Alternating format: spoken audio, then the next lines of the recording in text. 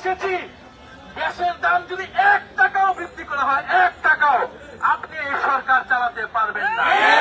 জনগণের যে মৌলিক চাহিদা, গ্যাস, বিদ্যুৎ, পানি ইত্যাদির সংকট, কৃত্রিম সংকট তৈরি করেছে এই সরকার। নিজেদের ভাগ বাটোয়ারার জন্য সিন্ডিকেটের সাথে হাত মিলিয়ে কৃত্রিম গ্যাস সংকট করে তারা গ্যাসের দাম বাড়ানোর পায়তারা করছে। আজকে সচিবালয়ে এসেছি, সরকারের এই পায়তারা আমরা যে কোনো মূল্যে রুখে দেব ইনশাআল্লাহ। এবং এই সরকার কর্মসংস্থান নিশ্চিত করতে পারে নাই। সবজির দাম কয়েক গুণ বেড়েছে, বাজারে গেলে মানুষ খালি হাতে ফেরত আসতে হয়।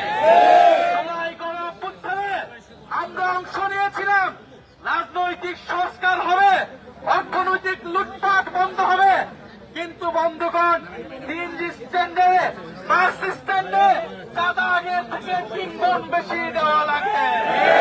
আপনি ব্যবসায়ীদেরকে জিজ্ঞেস করুন, আগে থেকে 2 গুণ বেশি তাদেরকে চাঁদা দিতে হয়। একদিকে ট্যাক্স প্রশাসনের লোকেরা গিয়ে চাঁদা নেয়, একদিকে দলীয় প্রশাসনের লোকেরা গিয়ে চাঁদা নিচ্ছে। এই হচ্ছে দেশের পরিস্থিতি।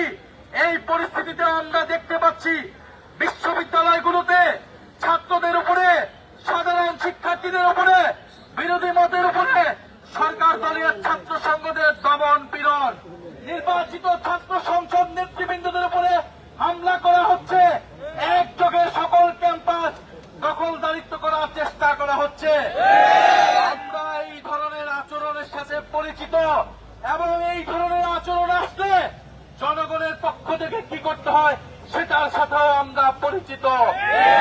তারা এক আহ্বানকে বলে দিতে চাই, আজকে আমরা সচিবালয়ের দ্বার প্রান্তে এসেছি, প্রয়োজন হলে আপনার বাসভবনের দিকেও যাব, জাতীয় সংসদের দিকে যাব, প্রধানমন্ত্রীর কার্যালয়ের দিকেও যাব, কিন্তু জনগণের যে নিত্য প্রয়োজনীয় অধিকার, সেই অধিকারের সুরক্ষা আমরা নিশ্চিত করব ইনশাআল্লাহ।